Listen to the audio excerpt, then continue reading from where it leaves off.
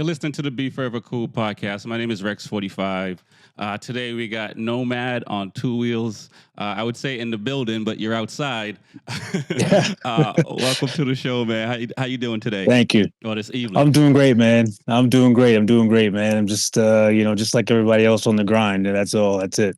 Nice, nice. Well, I appreciate you taking time out, and I guess for full disclosure, we are family. Right. Unfortunately, we had to find out under bad circumstances, but it's nice to have another family member that's on two wheels, and I didn't get a chance to catch up with you last couple of weeks, but let's get caught up today, and let's talk Yeah, about absolutely. how did you fall in love with the two wheels, man? How did that happen? Oh, oh, man. Honestly, you know, it just kind of happened. I mean, it started off at a very young age. I was probably 14 years old, and I was watching all the dirt bike races at the time, and I just really, really loved two wheels. And I have no idea where it came from. No one in my family that I know of that was close to me that had a motorcycle. So, but I just kind of fell in love with it on my own. I just started watching, those guys like Ricky Carmichael and all that stuff, and doing all the stunts and tricks, and and watching Crush the Demons of Dirt and all watching, reading those magazines. So Yeah. it's and then from there, it just like it went from just eight interests to just a passion. And after my first bike was probably it was an RM 125, Suzuki RM 125. It was like a 1984. Okay. Yeah. And And what year did you get the bike? oh man, I got that back in like 90. Oof, it Oh was like wow. 97, Okay. Okay. 96. Yeah. Yeah. Yeah. So it's been some time. So then after that, I got into sport bikes.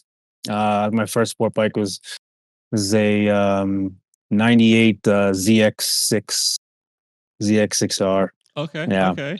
It's Yeah. interesting. My first bike was a '98 ZX6R too. Oh man, yes, yes. Yeah. Yeah. When did I get that? I'm trying to think now. Yeah, I got that in. I think in 2001, I got a '98 Nice. ZX. And so when you got the dirt bike, the Suzuki, were you heading to the track with that? Did you go up in Mass, by the way? I did. And were you going to the track, or was you Yeah, one of these so young I guys doing the street riding back then? no, I was legit. I put it on the back of the truck and towed it to a track or a dirt pit or something and started bombing around. Yeah, I mean, I didn't really ride on the street because it wasn't street legal. Right. So I just said, you know what, I'm gonna, because I really wanted to learn how to do like motocross riding at the time. So I was just like, all right, well, I can't do motocross riding in the street, so I got to go to find some dirt to go figure out how to do this stuff. Hmm. And I was really, really, really, really into it. Yeah. Nice, nice.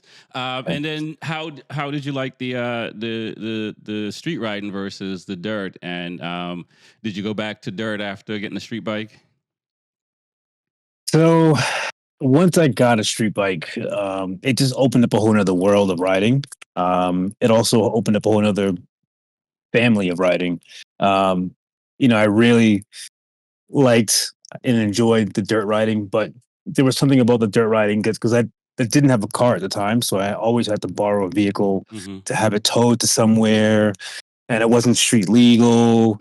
I think when I got this when I got the street bike, it was like I can go wherever the hell I want. I think, and it Right. was just my bike. Yeah, So, yeah. and with that, I ended up meeting a lot more people that had street bikes as well. Um, it was a decent transition. I wasn't mad that I left the dirt world. Did I go back to it? Not until like fast forward till today. So Right, right, right. Yeah, and yeah, we'll get to that. yeah, yeah. And then so the street riding and stuff. I mean, it is nice to. I didn't. I didn't. I was fortunate that I had a car to be able to take the race bike to the track and stuff like that. So, and when I was younger, I didn't get into riding until later in life. Even though I had the ZX6R for like a month, sold it, went back to school, and Yeah. and all that stuff. And so 20 plus years later, then I got another street bike, and Yeah. it took off from there. Yeah. So now with the street riding and did you just? I mean, you pretty much been riding since you had your first Suzuki. You always had a bike, Right. and were you doing longer rides? I mean, were you like riding from Mass to New York and stuff like that, or was it mostly in state? So so the real riding didn't start until I got my R1. So when I got the R1, um, I remember I was riding with some guys, and they were going through like the hills, the Blue Hills, where Yeah, like yeah, in yeah, like yeah, yeah. Randolph area. I don't know if you know that I know area. that So area. they're Houghton Spawn. you know, it's fun, yeah. So they're going through that, and they're like leaving me. I'm like, what is going on? These guys are going around these corners, and I'm just like, what am I doing wrong? Right, right. And then I just said, you know what? I'm gonna figure this out. I'm gonna figure out what these guys are doing, how they're riding, how they're able to do what they're doing. Um, and I linked up with the right people. I linked up with the right people, and they taught me. You know, Nice. brought me under their wing and stay on my back tire, and it was just. And then from there, it opened up the racing, and that's how I really got into like wanting to compete and wanting to um, to really get out there and race. But it was the thing about racing; it's so expensive. So it's just Oh, yeah, it yeah. is it is it is not for poor people. No, it's definitely not, man. It's very and that's the crazy part about it, man. It's just you think about other sports like golf and hockey and some of these sports that are really expensive. Motorcycle Yeah, racing is on a different level yeah, of expense. absolutely. You know what I mean? Because you literally could spend whatever amount of money on a bike and chuck it down the road, and then it's just a Yeah, paperweight. that's right. That's So right. so now when you started going racing and stuff like that, did you go to did you go to Loudon initially, or did you Yes, start doing track days, or did you just kind of just jumped right into racing? I started doing track days, and that was mainly at Loudon. And that was this the trigger effect. Right. The only problem was it was just getting a bike that I could race and getting it, a track bike, and that's starting to get into racing Mm-hmm. is like it's such an expensive process. And Yeah. like once you kind of have stuff and you're good, but I think that's what the one thing that um really deterred me from actually achieving more of a racing experience on being on the track Yeah. because of how much it costs. And you know getting your street bike and getting your race ready to be on the track, and then you drop that on the track, and next thing you know you're out like 7 8 months trying to find the money to repair the bike. And I mean, I would have loved to really, really continue into it. But I think the fact that at the time of my life, I didn't have the financial means to actually really keep that going. So, Right. and now I see some of my friends who have continued to do it, and see where they are right now and how much they've been racing. And Right. so, whatever. At that time, I was just kind of living vicariously through that at the time. So, Yeah, no, I get that. Yeah, it took. I mean, I was fortunate that one of my buddies was selling his race bike because he built another one, and so that was some saving because just putting the bike together, yeah, from the street to the track, and I've done that. I've probably built 3 race bikes now, and yeah, it's a lot more expensive to build. I mean, it's fun and yeah. and you get to put everything that you want on the bike and all that stuff. Right, But when you're a right. beginner, if you can, get a 3 grand, because I think I paid like 2,800 bucks Yeah. for it was like a '03 SV 650, but it was Okay. plenty to go learn how to race on. You know what I Yeah, mean? yeah. And I rode that bike from 2013 to 2015. And 2015, I sold it and went with an Mhm, R6. Um, mhm.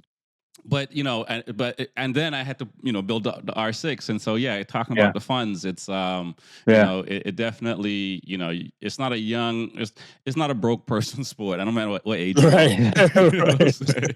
It's like if you Agreed. yeah, if you don't got the money to put into it, it makes it very difficult. And but once you're in it, and you're doing it, man. Like, I hope to do it until I can't move. You know what I mean? Because Right. it's Yeah. always there's always a challenge. There's always getting over adversity you have to get over and all these things, Right. Right. and mentally it makes you a stronger person.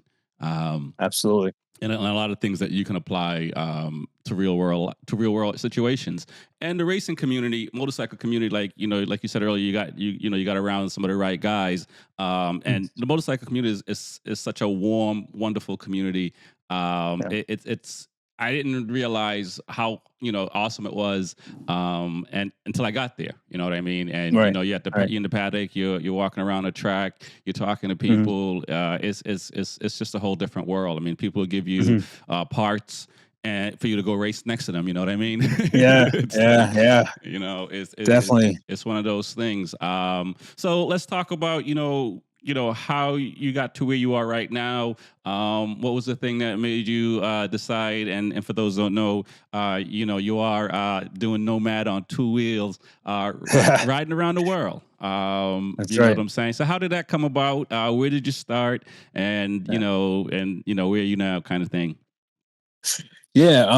Well, I mean, it all started when I took a nice long trip from, I think it's from New York to like South Jersey, Okay. and at that time I was on my R1, and I got off. It was probably about a 3.5 4 hour ride, and I said to myself, I got off the bike and I was like, I am hurting right now. Like my body just hurts. My knees hurt, my elbows hurt, my lower back hurts. Everything hurts. I'm just like, I have to ride back.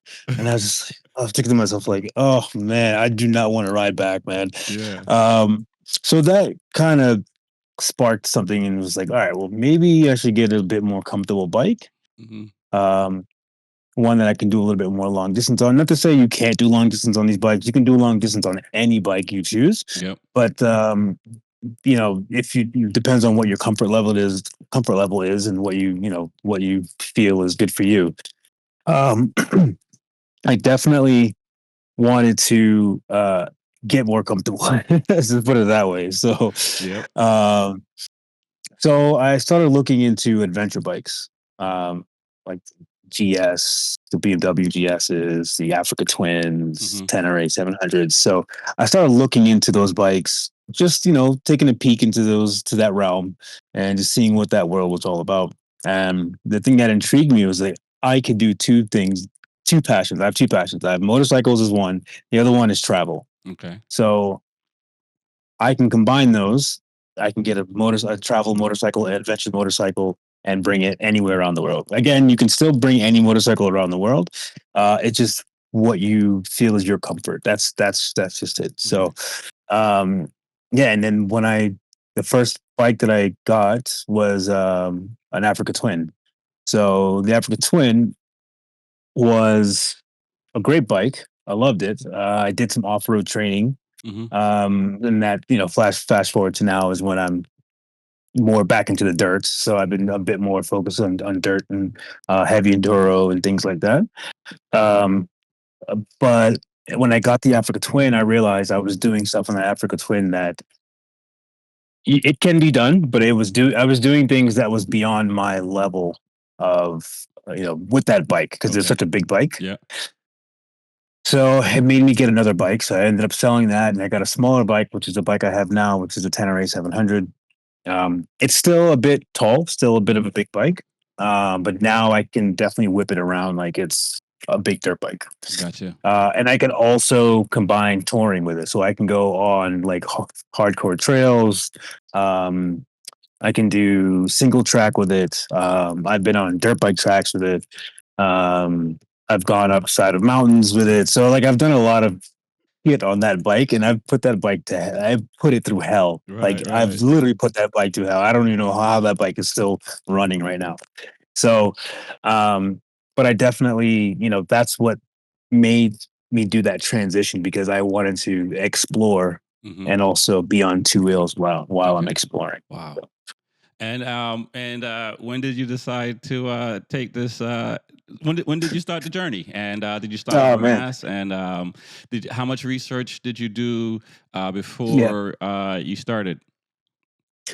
So my journey started in March of 2023. So I'm approaching my 2 year mark right now. Hmm. Um, and I did start from Mass. So I kind of to say slash Mass slash New York because I was kind of back and forth before I, took off. Hmm. But I initially left from Massachusetts. Um, and yeah, and definitely, being on. Oh, sorry. Ah, can we? What are the questions with this again? Did you how much research did you do? Okay. Oh, that's it. Sorry. I forgot what the other question was. As far as the amount of research that I did, was a ton of research. So every month, so I've been planning this trip for 2 years before I left, Okay, wow. and yeah, it was a while. It was a long time. And every month, what I did was I researched. I took 1 month to research the entire country to research one country. Okay. So if it was Mexico, I was like, okay, well, I have a month to research Mexico. That is means border crossings, what that's going to be like, where not to go, is the cartel bad, is Right. like what are some dirt roads I can go through, what's the situation with food, what's the situation with water. So I researched a lot in every single country. So that's from Central America, South America, and also Africa. And and to be honest with you, now that I look back on all that research that I've done, I didn't need to research as much. Just put it this way. It's better to be over, than under, right? Yeah. Right. And I have like a journal that has each country and it has a page and it has everything like wildlife that's there. Oh, wow. It has like amenities, where I can go, the main cities, what to avoid in the main cities, what are the scams in all the cities, what like so I was researching a lot. So but the good thing about when you travel and you're on the road, you just learn as you go Right. and you end up finding out these things before you even realize that's what you researched. Because I actually researched and wrote all this stuff down, and a lot of it I didn't even look at. I didn't even look at when I was traveling. Okay. It was just more about I'd get to an accommodation and they would be like, "Oh, we're gonna go to I don't know this attraction today." It's like, "Oh yeah, I'll go." And then if I go back and look at my that what I researched, that's in my log, that's in Oh, my okay. research. So All it's right. like so it was just kind of like I kind of don't really need to really I can kind of reference this a little bit, but I don't really need it because you're gonna find that information Right, as you go right. anyways. Yeah. So But it's still better to do the research, right? yeah. Yeah, not use it. It is. At least you have a backup. At least you have something to look at and something to say, okay, All I right. can go here today, I can go there today. So Okay, so research. And so how did you decide which countries you're going to go through?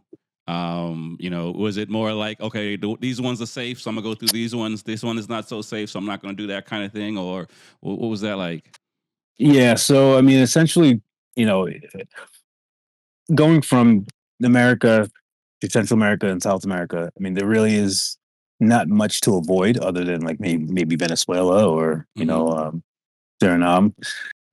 But I would actually love to go to those countries. I mean, unfortunately, it's a bit more difficult to get into those countries, especially Venezuela as an American. Hmm. Um, you can still do it. It's just more difficult to get Right. in. So I ended up skipping Venezuela. So that whole east coast of Central of South America, Venezuela, Suriname, um, even like parts of Brazil, I ended up skipping. So, but as far as me trying to figure out what countries I really, really wanted to go to, I mean, it was just more of a straight line, Okay. and also Africa was more of the real navigating part of like what country should I go to, what country should I not go to, because Africa it's definitely like out of nowhere, civil unrest can happen in a country like right away, Right. Right. and I knew that me traveling to Central America and South America there could still be situations in a country that is good today and then tomorrow it's not, so it's the current events can happen very, very quickly in Right. in, in Africa. um and it's the same thing that happened to me in Bolivia. So in Bolivia, right before I got to Bolivia, there was unrest, there was protests all over the place. They also, I found out that they don't sell fuel to foreigners, things like that. So it was hard to get fuel. Wow. Um, yeah, you just start to find out these things like out of nowhere. They just kind of pop up. And also, the good news is that there's a lot of travel guides and Mm-hmm. travel. I would say travel apps Yep. that people will report on. So they will get into the country. They'll say, okay, the border crossing here sucks. There's a roadblock here, blah, blah, blah. The date is, December 4th, 2024. And, this is what's happening today. Right. So you kind of just base it on that, those apps and things like that. It's called iOverlander. It's a really good, if you're ever into traveling in a vehicle, I highly recommend it. So, Wow. Um, so when you left Mass, New York, uh, how long did it take you to get to Mexico? How many different states did you stop at? mm, Was there a plan like, I'll stay 2 days in a place, or mhm, just kind of depending on how you feeling? What was that like? yeah. So the thing with this is one of the things that I do kind of regret was navigating through the United States. I really do wish I hit the West Coast Hmm. of the United States. I wish I hit Arizona. I wish I hit Utah. I wish I hit you know Northern California because the riding. I've been learning that the riding from other travelers of other people. I've been learning that the riding is absolutely amazing. Hmm. So with the writing being so great, I missed all that because my goal was to just get to Mexico. And Right. the thing Right. is, I left in March, so it was still cold. There were still some places that were still super cold. So I had to go south Right. towards Virginia, Georgia, and the then heat. yeah, Virginia, and then yeah, and then cut across, and then cut across. I ended up cutting across to Arizona, but I Okay. didn't get to ride Arizona though. Yeah. Yeah. That's Yeah. the thing. I didn't get to ride it. I just kind of went to like Phoenix Yep. because I had a friend there that was giving me a place to stay. Yep. And from there, I just went straight across Texas, went to LA, and then went down Okay. and went into Baja. Yeah, and another reason why I didn't stay too long in the United States because it was very expensive compared to being in Mexico and Right. being in Central America. So my whole goal was to allow my money to last. Right. Right. And I mean, accommodation, just a motel on the side of the road was like $90 a night. And like if you are in the US and you're from the US, you're like, okay, $89 a night, $60 a night, eh. But when you get into Mexico and you're like $90 a night, that's like a whole mansion for you. Like, it's Right. Right. Right. so Yeah. it's Yeah. it's Yeah. not So. it's not it's not it's not you're not going to get cigarette stains on the carpet and stuff. So it's just you get a lot more bang for your buck once you cross the border. So Okay. Okay. Wow. And how long did it take to get to the border from when you started? Were you traveling for like a month in the U.S. or like a couple of weeks? yeah, Or yeah. So it took a couple weeks because I was just kind of hauling ass, and because I had to go south, it yeah. took a little bit longer. Right. So I kind of just went south and went towards like Louisiana and like yeah, just like just said, you know what, I'm just gonna haul ass to the United States because it was costing me so much money, like Right. and the fuel was a lot, and because of the highways, you're just if you're going 85, 90 miles an hour, and like, that just sucks up your gas, and it's like versus being in Mexico where you're just exploring and you're going like 25 miles an hour at the Right. time. So Right. it's Right. it's so it was just a big, big, big difference in being in the United States versus crossing the border. But it took me about 2 weeks. It took me about 2 weeks, and then I also saw some friends along the way. I had some friends in LA. I had a friend in Arizona. I had a friend in New Orleans. Okay. So I stayed with them for like a few days, a couple of days, or whatever. So, but yeah, it took me about 2 weeks. Wow. Yeah. And now, did any of that time did you think about turning back before you left the state? Oof. No, but the thing is, like, once I started doing it, in my mind, I was just like, I cannot believe I'm doing this. Yeah. Like, Yeah. Yeah. I was just like, I couldn't believe that I had left. And the day that I left, it was snowing, and my family was wondering just my mom, she was just like, it's snowing outside. It's literally snowstorm. And I'm just like, dude, you know Yeah. what? I can the streets are still clear. Yeah, Mhm. there's a little bit of snow. It's kind of sticking a little bit, but the street's still pretty clear. And just like, you know what? I'm just gonna keep going because this was my day to leave, so I'm leaving today. So, and then once I was on the road and the weather turned nice and warm, Right. I was just like, this is it. This is it. I cannot believe that I'm out here on the road doing this. Like, when am I going to end up in South America? When am I going to end up in, in Africa? When am I? So just, it was just, I had all these what ifs. Right. I didn't, at that time, I did not have the thought of turning back around.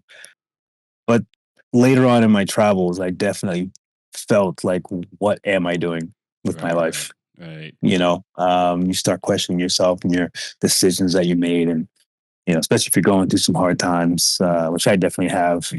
And you just start questioning stuff, and you're just Right. wondering, like, what's next?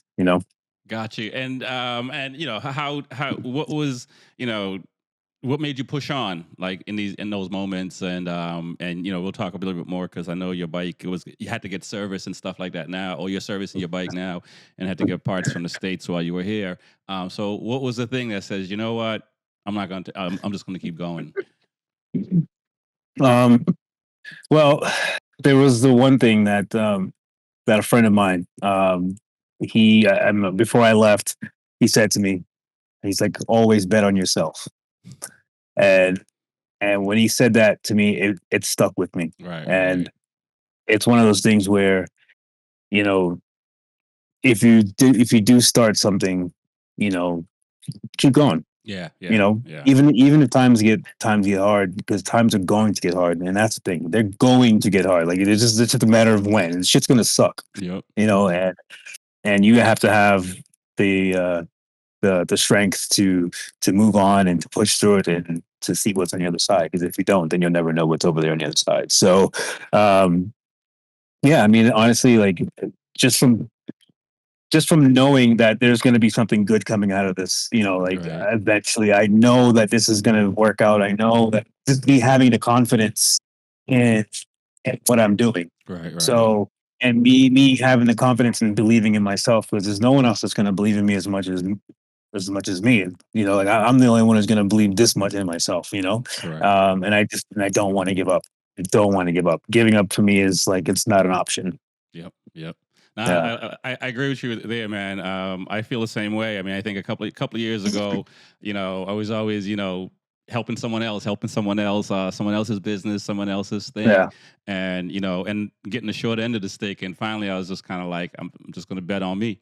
And right. once I did that, whether win or lose, you can't, it's on you. You know what I'm saying? Yeah, So at the end yeah, of the day, when somebody else tells you you don't need to come back to work anymore, yeah, and you had yeah, nothing to do with that, that's a tougher pill yeah. to swallow. And Right. so I definitely, lean on that side of betting on yourself always, because you know what you're capable of doing, and you know that you're not going to give up. You know these things, and other people may or may not know, or may or may not see that. You know what I'm saying? But so now, why is it taking you so long to get around the world, man? it's almost 2 years.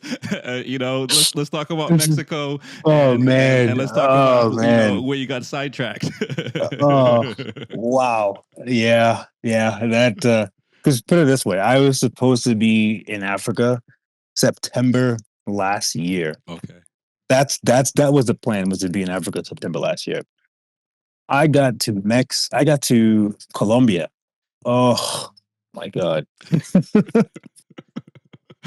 Listen, if you haven't been to Colombia, you need to go. Well, Yeah. actually, you know what?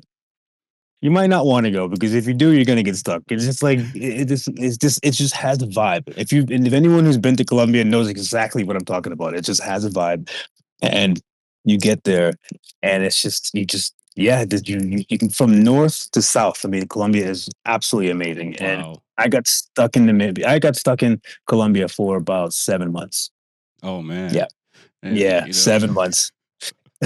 and no one came to rescue No, okay, you. listen, man. They saw the big smile on my face. They were like, "This guy's doing well. He's all right."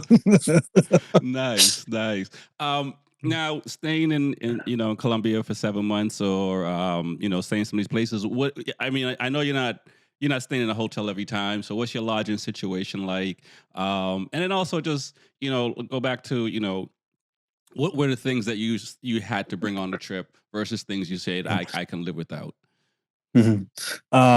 As far as lodging goes, when I was in Colombia, I stayed at a place called Donkey Sunrise. It's a motorcycle hub, and Okay, it's literally a bunch of travel motorcycle motorcycle heads, no and kidding. yeah, it's a really great place. And you know, I stayed there, yeah, for about 7 8 months, and I helped them with their social Yeah, media, yeah. and I just kind of doing some volunteering work and helping out stuff like that. So it kind of eased the pain on accommodation at the time. Right. So that's pretty much where I was for in Colombia for most of the time. Yeah, and there's a lot of good riding if you'd like to ride dirt, things like that, and road riding. There's a lot of really nice roads, windy roads, things like that. So a lot of twists. So um, and as far as gear, man, oof, the gear. I have gear trauma. Let's put it that way.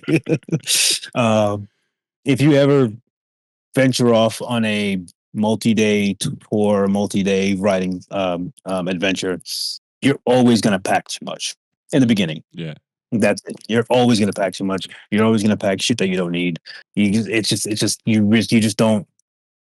You're gonna think you're gonna say, I need this, I might need this, I might Yeah. need this, but you just like next thing you know, you're in the trip for 10 days and you haven't even looked at it. So Yeah. it's just Yeah. you know, then you start to narrow down like, okay, do I actually really need this? So there's been a lot of things that I brought in the beginning that I've literally just given away. I've Okay. given away or I've shipped it back home.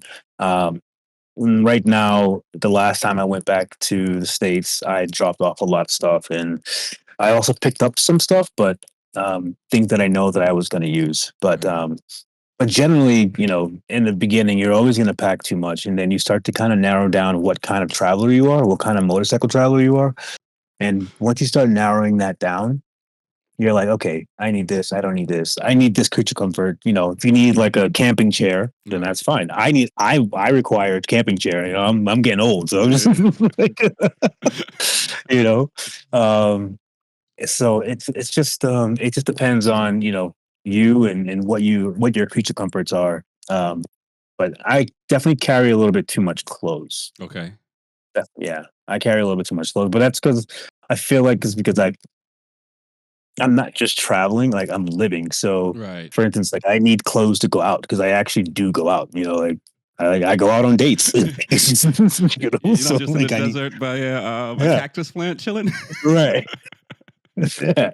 Yeah. So I'm actually like living a life out on the Yeah. road. So Yeah. I need Yeah. the clothes that, to do stuff and for different things. So, Okay, that's what's up. So now going from Colombia, did you go to Africa then? And I assume it was a ferry of sorts or a boat of sort. And where did yeah. you get dropped off in Africa? So from Colombia, I kept going down to Ecuador. Ecuador is another place I got stuck in as well. I got stuck there for 3 months. That's a whole other thing. You seem to get Yeah, stuck that's a a whole lot, other thing. man. Listen, this is the mind just gets. I just get distracted. I'm like, oh, look, a shiny thing on the floor. Oh, it's just. That's it. um, so from Colombia to Ecuador to Bolivia, Peru. I didn't do Chile. I got to Argentina, Hmm. and Argentina, I shipped the bike from Buenos Aires. Okay.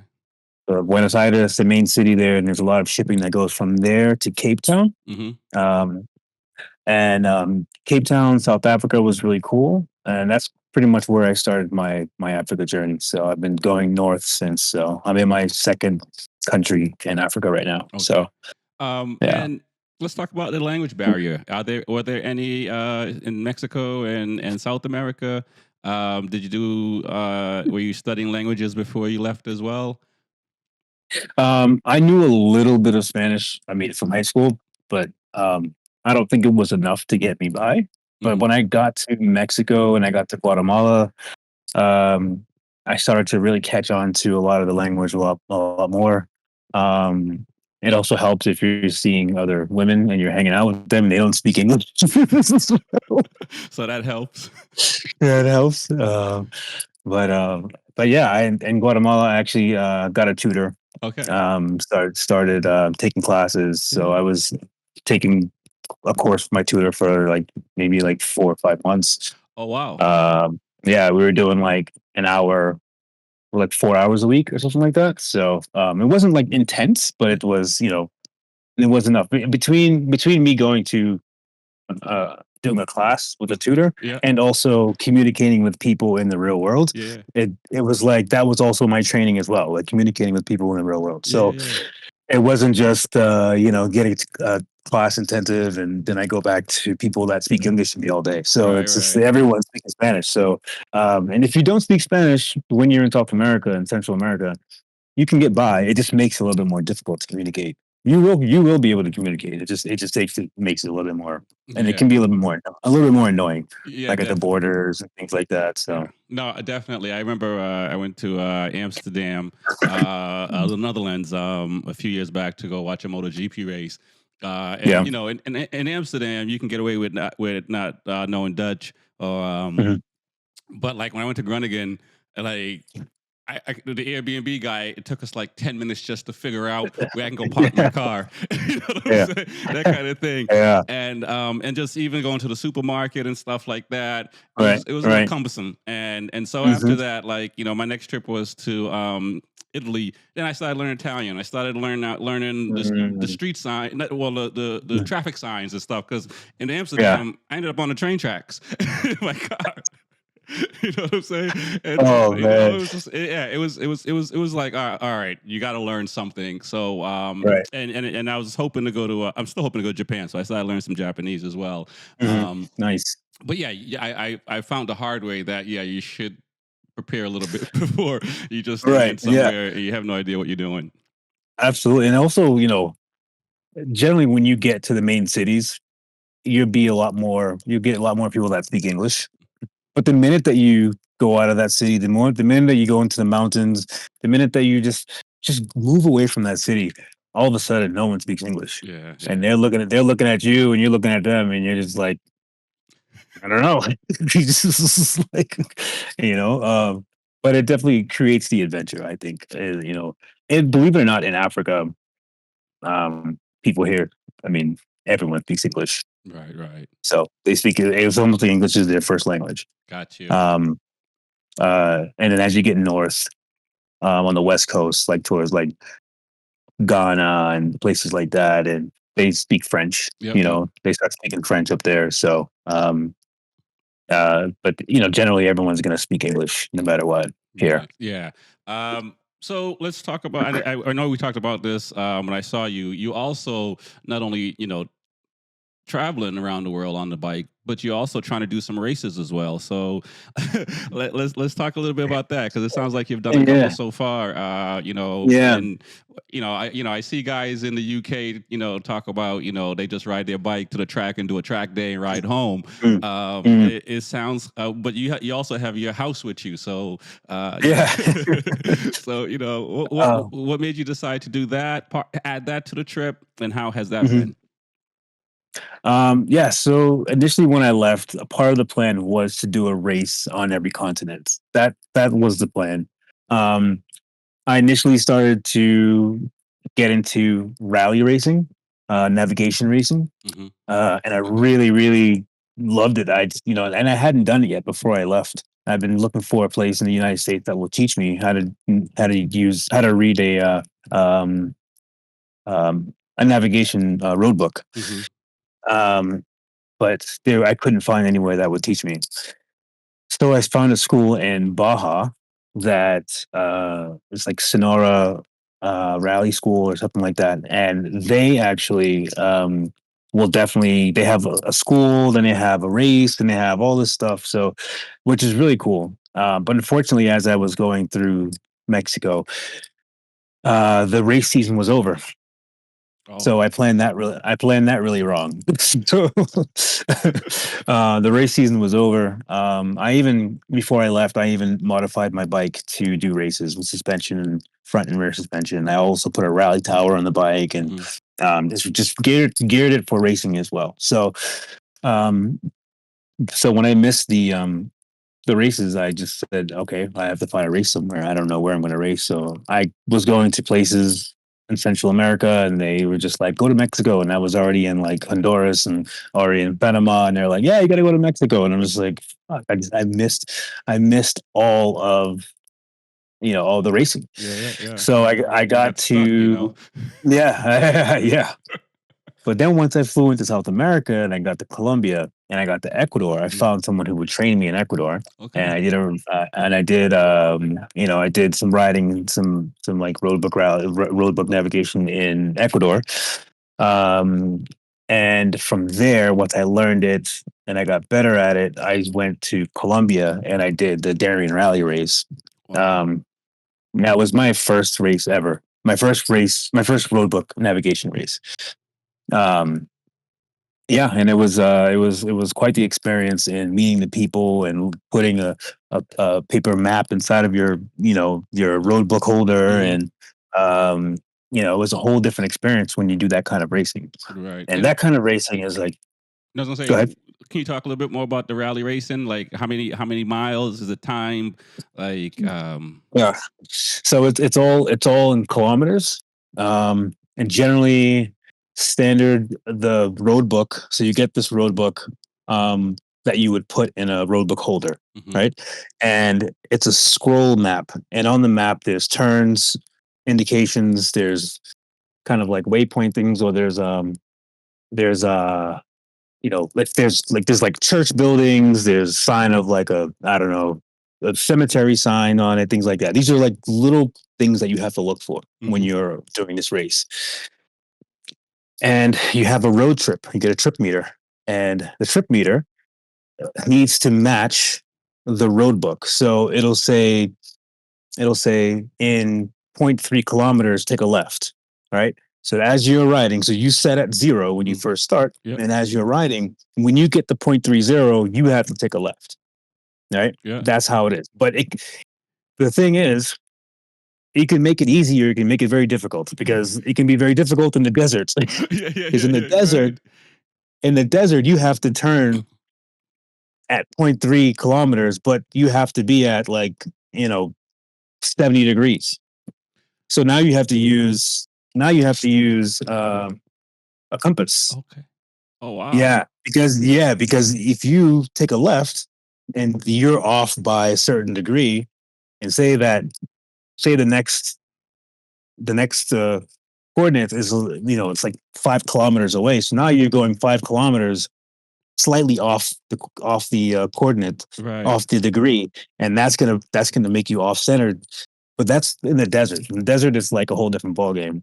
Um, But yeah, it's a whole different type of racing. You're not the fastest guy. Don't try to be the fastest guy. Yeah, of course, speed helps, Right. but being the fastest person does not mean anything, because I've had guys blow by me and also blow past the turn that they were supposed to take. So So yeah, it's yeah, just, yeah. like, So wow. so Uh, yeah. So and it's go ahead.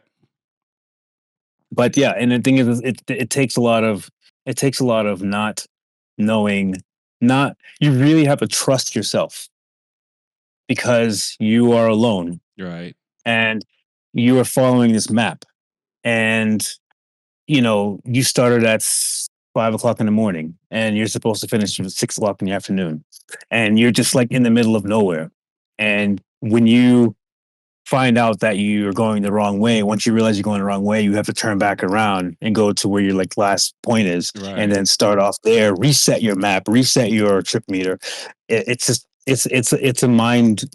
Oh, it Yeah. really does mess with your mind. Then you get brain fatigue Yeah. looking at the map for so long. And you're looking at the map for so long, and then you start looking at the numbers, and the numbers don't match the map, and you're just kind of just like, "What the hell? This doesn't make any sense." Even though it's right, it's Yeah. correct, Yeah. but in Wow. your brain, because you have such brain fatigue, Yeah. you think that it's something is wrong. You're like, no, no, no, something's off. The numbers are off, and it's like, no, the numbers not off. You just So you've been staring at this thing for so long and trying to figure this out that Right. now your brain is like dragging. It's really really crazy. Yeah. And what about the fatigue part of just riding? I mean, does that? I mean, I know we know obviously we know plays a part in it, Yeah. but uh, wow. And is it just one day the rally, or is it like multiple days? Usually it's 2 to 3 days, depending on what rally it is. I think the car is the big one, the Yeah, car yeah, rally. yeah. And I think that's like 5 or 6 days. I think that's a really intense one. Um, yeah, and you're out there by yourself, and you have to get ready for the next day. So that's why it's important for you to actually finish and to not get lost. Yeah. Because then when you get lost and you're stuck out there, and then you got to come back. If you come back late, say if you come back at 12 o'clock at night, then you got to get back up at 4 o'clock in the morning and start the next day again at 5 o'clock. So it's just like now you're doing it on no sleep. Right. So it's just like that. It's just like good luck. And this is what you think is fun.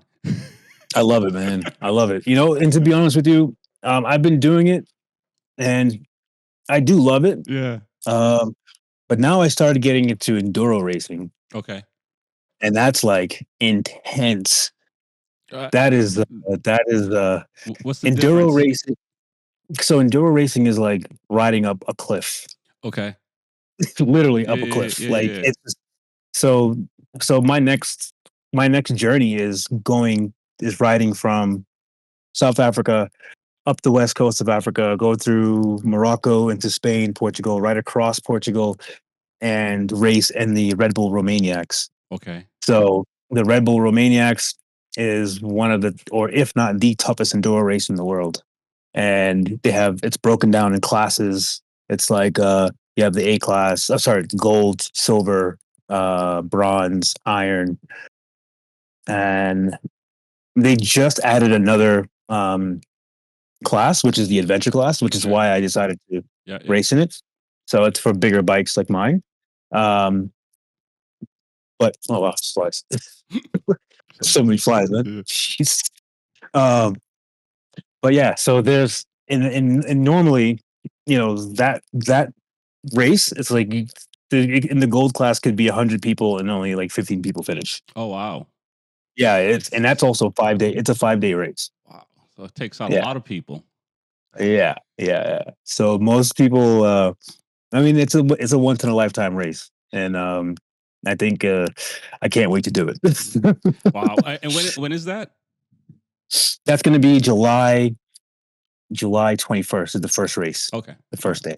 So Yeah, long. and so I have some time to get there. All right. So All right. Hopefully, yeah, you don't get stuck anywhere else yeah. along you need to. So let's talk about Africa, man. And you said you landed in it was it Cape Town. Hmm. Yep, yep. And what's that been like? How long you been in Africa now? And how many countries have you gone through so far? So I've been here for about. I got here in what are we? September. So like September 1st, I Hmm. think. October, November, December. Yeah. So September 1st. So I was in South Africa for a bit, explored it a little bit, um, and then went to Namibia. Now that I'm in Namibia, this is my second country in Africa right now. Hmm. And being in Namibia, I love it. The riding here is incredible. The deserts, the just like dirt roads everywhere. Um, it's just an incredible ride. It's very remote. Hmm. Like you could be in an area where you could be in an area where you won't see anyone for like 9 hours. Like it's just you'll Wow. have no cars passing by you. Wow. Yeah, yeah. It can be you can get pretty remote out here. Okay. And Yeah, no, go ahead. as you get out of the city, it just starts to become just dirt roads. Dirt Yeah, roads. And yeah. same thing. I assume you're using a map. And like, what's? I know you mentioned like in South America, in certain countries, you're having trouble getting fuel as far as they don't sell to Americans. Like, how do Mhm. you plan your travels around fuel and maybe the next place you're gonna rest your head? Yeah, that's a really good question because honestly, navigating these roads and not knowing where you're going to go, not knowing where you're going to sleep, not knowing where to get gas, yeah, not knowing what the road conditions are, can be very, very daunting. It can be very, very uh, a lot on the mind. Mhm. Luckily, we have technology that really helps us. And one app that I really use that every probably traveler, moto traveler uses is called iOverlander. Mhm. And iOverlander gives you everything you need to know: Okay. campsites, hostels, hotels, danger points. It gives you um, where to get fuel. If the fuel station is actually broke, you can find a fuel station on Google Maps and you get there and there's like no pumps. Oh, wow. So Yeah, like, yeah, yeah, and yeah. it's like you think you're saved, like, oh, I finally found one, and you get there and it's just like there's nothing there. So you'll find that on iOverlander, it'll tell you like, yeah, don't go there because they won't be there. So iOverlander has really, really helped me out big time. Absolutely. That's I use that quite a bit. And I also use Gaia Maps. Mhm. Um, Gaia gives me like mountain ranges. It gives me like small secondary and third roads, D roads, things like that. So I try to stay off of the big paved roads. Okay. Yeah. Just for because of fuel or More for adventure. okay. I've been in some really remote areas, especially in Peru, where like I'm next to an iceberg. Oh, wow. Like it's just like you really can get into some really, really remote areas in some of these countries, and that's pretty much what I seek. When Okay. I'm on the road, I try to stay off that long paved roads because they become very boring at Right, times. right. Yep. So I just find where is there a mountain, where is there a high mountain range, where is there, a small tiny little village, where's this? So like I try to find it that way. Or national parks here in South America and in Africa. There's a lot of national parks, Mhm. so you can really ride through some national parks, and there's camping everywhere, absolutely everywhere. So Africa is a big camping country. I mean continent, Yeah, yeah, yeah. very big. Yeah. Oh man, that's pretty amazing. I hope to do that one day. I'll probably have a van behind me with the the I'll jacuzzi and everything and support all team. that and all that. Just just for my old bones, man. Yeah. Wow. So so far, I mean, and what would you say is when would you call the trip completed? When you get back to Mass? After do you how far? I mean, yeah. What would you call? When are you gonna be done? Yes. So I think honestly, I cannot answer that question, um, because this trip was only supposed to be like a year, Right. and here I am. It's 2 years now, and I know myself. I know that if I see something I like, if I'm not afraid to go down that road, find that path, Right. create a new path. And I've definitely created a new path in regards to getting to the Romaniacs. Hmm. That wasn't on the list.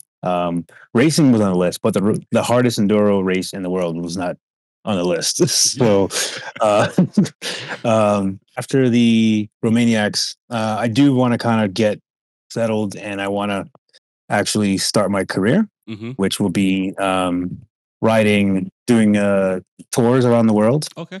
and also like do leading expeditions around the world, and also doing like off-road skills instructor, doing seminars and telling people, giving information on like travel and packing and things Right. like Right. that. And that that is my goal at the end of all this. And I don't think I'll ever stop traveling on a bike. Right. Maybe this trip will be a bit toned down a little bit. Like I probably won't be. I don't know. I could get to Romania. I can say, I'm going to go to Asia. I'm going Right. to go through Right. Turkey and go to Georgia or something. I don't know. You just never know. This is why I can't necessarily answer that question, but I Right. can. Right. I do know that I would love to. Be a tour guide and to also be um, to lead excursions around the world and things like that. So, and possibly one day have my own company, Right. that kind of thing. So definitely, like that's the goal. That is the goal. I think based on what you've been doing so far, man, I think you're gonna make that goal. Yeah. Let's talk about the finance a little bit. For people that's trying to do what you're doing. I see you with the you got the Revit jersey on. What's life been like from the finance standpoint, and how you making how you able to pay whatever you need to pay. Right. Right. Well, so I mean, starting a trip, I had a business in New York. I had a boxing business. I had a boxing gym. I was a boxing coach. So I ended up selling that and just saving my money. And plus, I was also saving my money because I knew that I was going on this travel. So I saved my money for like 2.5 years. So those funds have been helping me a lot, Hmm. with the travels. But obviously, money runs out. You can't rely on just your savings. It lasted me. It's lasted me quite a bit, but I'm getting to the end of it. I'm definitely getting to the end of it. If not, I'm pretty much at the end of it. Um, but I've been getting a lot of support from a lot of friends, a lot of family, and I have a Patreon that does okay. I do like small digital nomad things, like try to do stuff like AI training, and they pay you like $15 an hour, things like that. So Yeah. those little small jobs do kind of go a long way. Um, I mean, for this next goal, for the Romaniacs goal, it's going to be quite tough for me to, because it's not a cheap race. Right. The registration is like 200, is like $2,500. And then you need to get like a support team, and then you have to get tires, and you have to get all this. So, like you said, racing is not, cheap. Right. So, Right. um, this is why I decided to do a crowd fund for this particular thing that I'm doing, getting to the race. Yeah. So, and I'm not too sure if I want to say that I might be the only person who's ridden their motorcycle from New York through Central America, through South America, shipped it to Africa, do the east side of Africa, come down and go around, do the west side of Africa into Europe, and go across Europe Yeah. and race that particular bike in the Red Bull Romaniacs race. That's gotta be So, pretty dope. so I think I'm onto something. I don't know. It's Yeah. just I think but the finances, that's a whole nother thing. I mean, Whole nother business. you, yeah, yeah, and depending on how you travel. Yep. If you're someone who likes your creature comfort of sleeping in a hotel every night, that is going to add up. And that's why I said like 80, $90 a night is like way too much. Right. Right. My budget for accommodation is like $15 a night. Yeah. Yeah. You know, Yeah. and then I go to the store and go to the grocery store and buy some food for like another $10. Wow. And then that's my budget would be $30 a day, and then Right. or like if I have to get gas or something, like, and I try to tone down on the gas and not to beat the throttle up as much as possible. So that's just very difficult to do, but Oh yeah, man. I can imagine.